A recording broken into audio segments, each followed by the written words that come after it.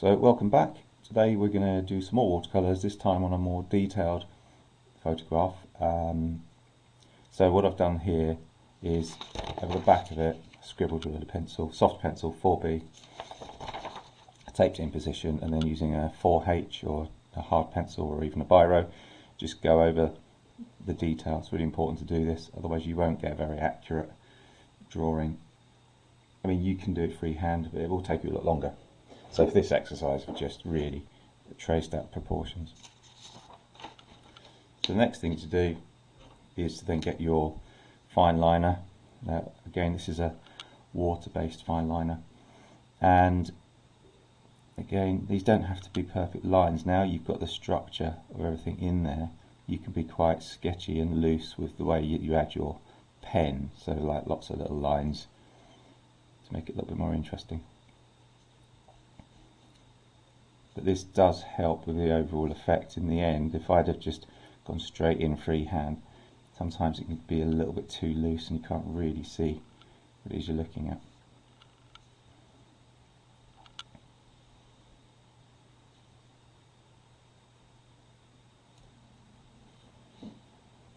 So I think it's important while you're doing this that you don't have to go over the lines perfectly. You know, as I said, it can be quite sketchy. You can leave some of them out. You can have broken lines.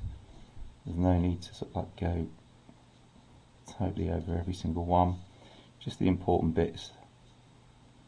Right here, this is quite vague around here anyway, but the tops of these archways are quite important. And in here, you've got a sort of ornate stonework, which is quite hard to see from the photo. So it's just a series of marks that give an impression. But these archways can take a while to do.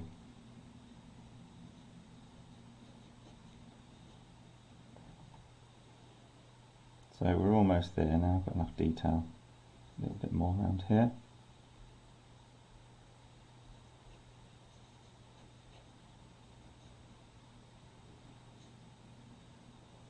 I prefer to not use a ruler because it just gives the drawing a little bit of that human touch and gives it a bit more character. I like that kind of style. Now I haven't put any kind of shadows or anything in like that. I'll just be referring to the photograph for all that information when I start adding some paint. So I think I've probably got enough now.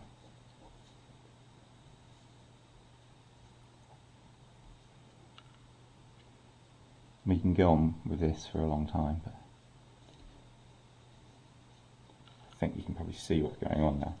So next thing is to get your watercolours. So remember, that's what we're trying to achieve.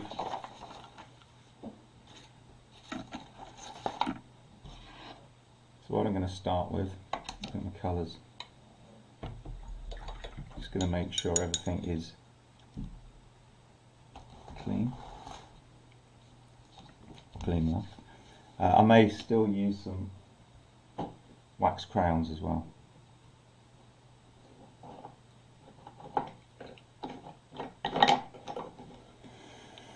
So looking at my picture, top here you've got some obviously brickwork. I'm just going to go in there with a little bit of orange. Okay, maybe a few other bits here and there. And then there's a little bit of grass. I'm going to put a little bit of this in. I just do this because I really love wax resist mainly, but also it just kind of brightens things up and makes it a little bit more interesting. So down here I've got a pathway. I'm just going to go with this orange. I've really got a red, so I might use a bit of this. So it's just a little bit on there. Also, I've got a bit of white. I may just put a little bit of white in here, and that might just help give it the sort of stony effect. Just a little bit. And last time I used this white it didn't really work, but I'll give it another go. So you don't want to press too hard. So next thing, got my small brush. So 9, 6, not sure, one of those. And I've got this one, which I think is the same. So away we go. So I'm going to be using my sort of yellow ochre mainly for the sort of stonework, which is this one. And I'm going to keep quite a sort of watery mix. I've got to be careful because I don't really know how much this pen is going to bleed out. So you can sort of see where I put some white now, it's actually worked quite well. So pop that in. So it can be quite loose. And I'm going to straight away move down here onto these. So I'm getting in some brown. That's quite nice. Okay, really loose. Trying to mix these colours as best I can.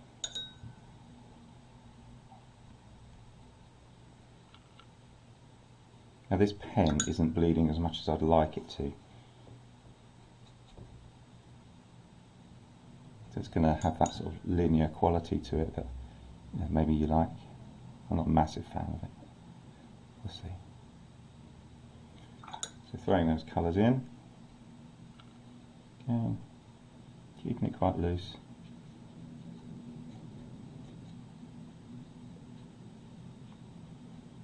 Let some of those colours run a bit. You can load your brush up with water.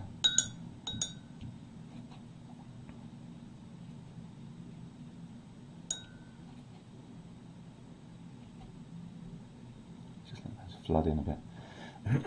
So then up here, it's a bit darker. So again, I'm not going to use black, but I am going to use blue and a brown together. So in here it's quite dark.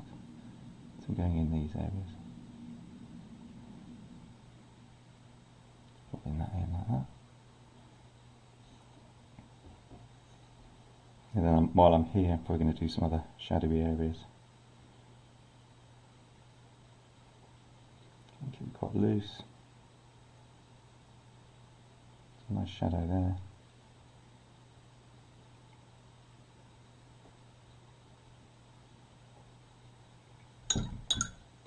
I'm going to do some grass while I'm waiting for the top bit to dry.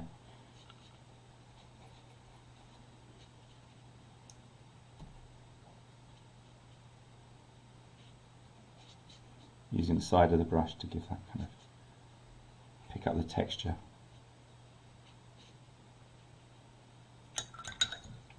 Do a bit of sky while I'm waiting. A lot of water.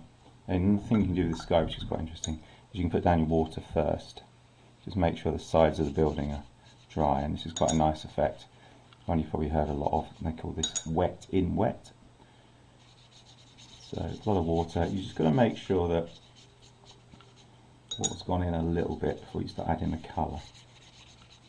So if you put too much water in, then the paint that you put on just disappears. So here we go. So I just kind of add a bit of that, and then you can just see it sort of does its own thing then. I might use a couple of the blues that I've got here. And it will give you that sort of airbrushed sky effect maybe, if you're lucky. The important thing is to not fiddle around with it too much, just kind of let it do its own thing. If you play a bit too much, it will look unnatural. Unfortunately these paints, again, I mentioned before, quite cheap, so the sort of pigment separates out.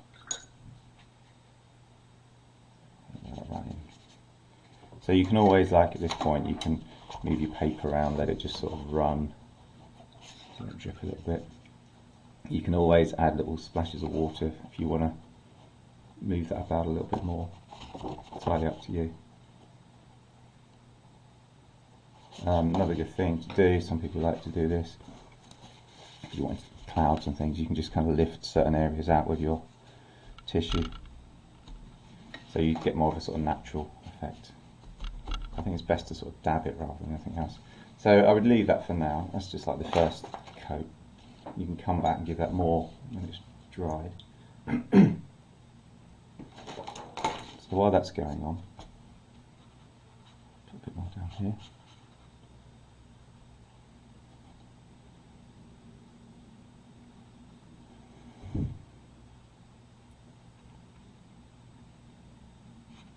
There's a sort of bluey tint on this picture as well, so put that in there.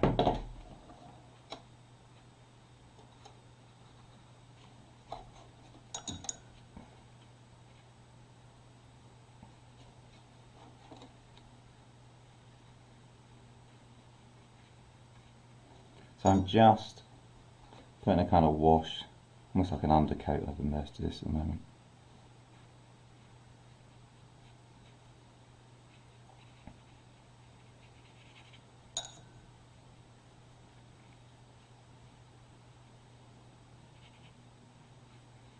And then the hairdryer is going to have to come out soon, because this is getting quite wet.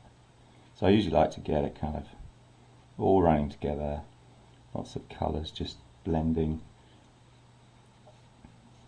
splashes of colour here and there, rather than just sticking with, you know, the yellow ochre, which is predominantly the colour that's going on here. But there are other splashes of colour that I think is really important to pick out. Otherwise you're going to end up with quite a boring piece.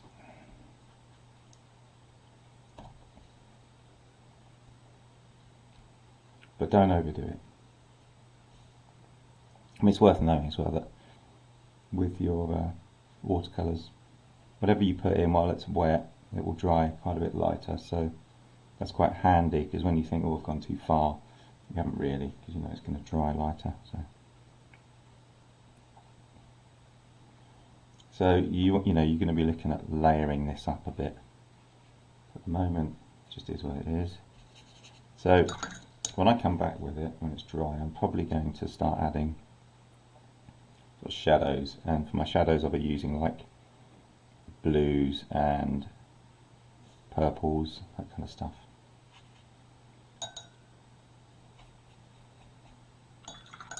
So the green paint on this watercolour set isn't particularly nice, but that'll do. Pathway.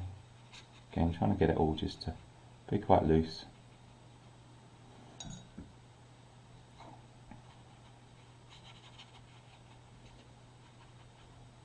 There are some trees over here, so I'm not going to paint those, I'm going to put an impression of them by using some like blobs of green.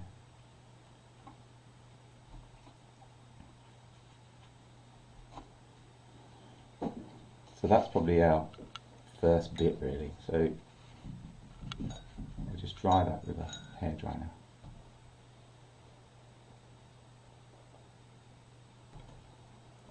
So now that's dry, what I'm going to do, I'm going to go back in with my slightly thicker pen. I'm just going to sort of sketch in a few of those darker areas, and we know from experience that this pen bleeds quite well, so I want to use a bit more of this kind of ink.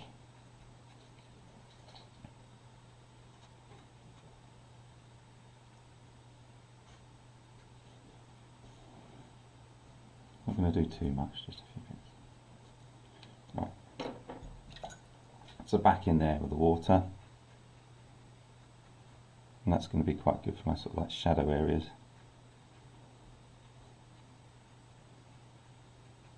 And I can spread that out a little bit more and sort of paint with it really. So it's giving me a nicer effect. So I'm going to do a bit more of that. So over here, a bit more of this ink. So really, rather than drawing with this, I'm just putting little dots of it in places that I want this ink, so that it will appear to be shadow. It's up here.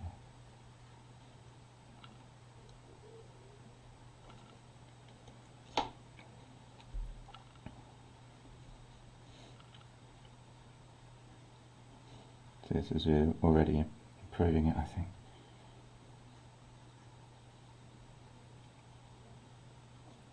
It's all down to personal preference. You know, some people would probably leave it, wouldn't do this. This is just kind of how I like my drawings to be.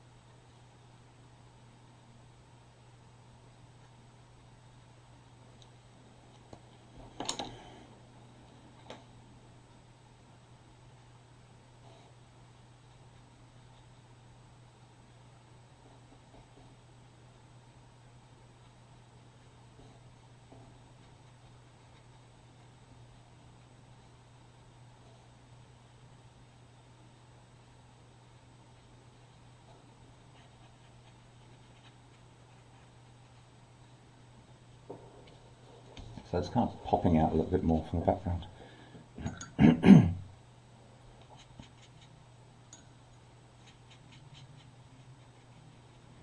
Now this area is all in shadow, so what I'm going to do is I'm going to get some blue and pop that straight over the top of there.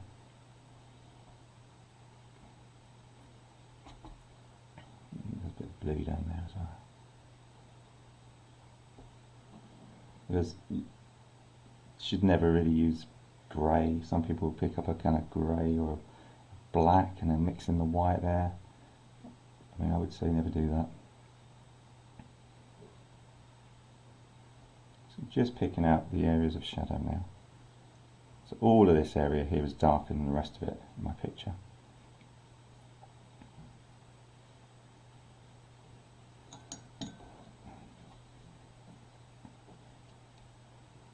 That side is dark.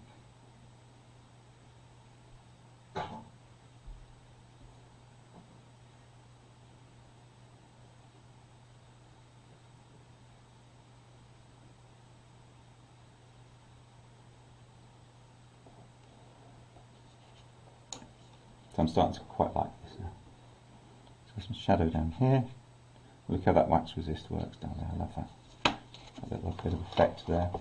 It's quite subtle, but you can sort of see.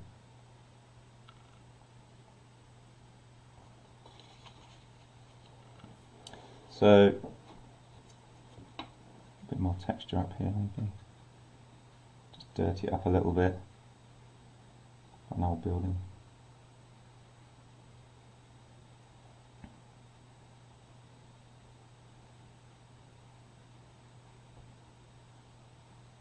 And where is this? I think this is Binham Priory, or Binham. I should know, I've been there a lot of times.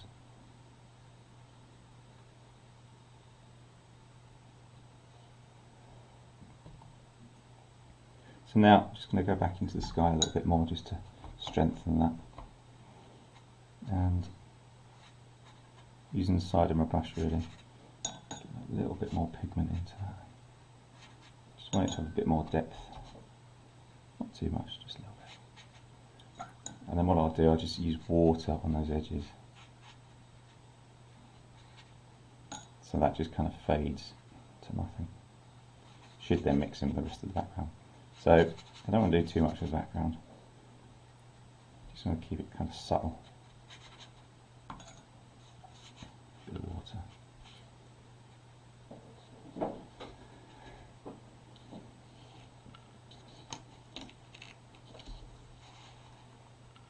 So almost there.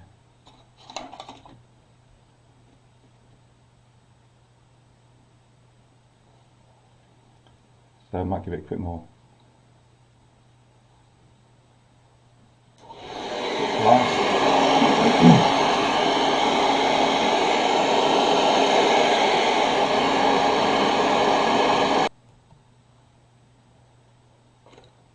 Okay, sometimes I always think it's good as well just to go back in there with a bit of pencil if you need it in a few areas where you just want to darken it, you don't want to use paint. Yeah, you can just use a pencil. So I'm just doing that just to pick up a little bit of texture, give the impression of some of those stones.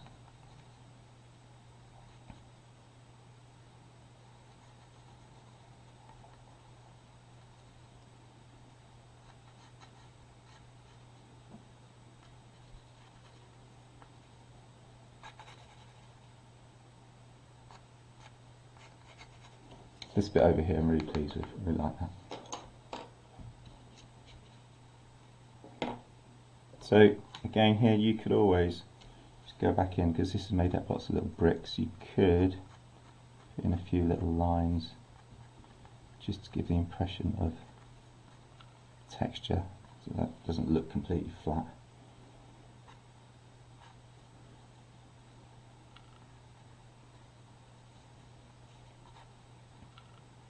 Any bits that you might have overpainted, you can go back in as well. So we're sort of getting to the point where I think this is finished. I mean, you can fiddle around with these areas for ages if you want to. which I probably will do, but probably don't need to see it. But it's quite nice, you can work over the shadow areas, a bit of cross-hatching maybe. If you think back to the other artist that we looked at, which was John Piper, this has been painted by John Piper before, so he uses quite a bit of sort of cross-hatching in his work. So it's something that I think actually works quite well in this. So I think probably I'm done there. So there we go. So then that could be darker if you want it to be. You just go over it again, another layer. Okay, hope you enjoyed it.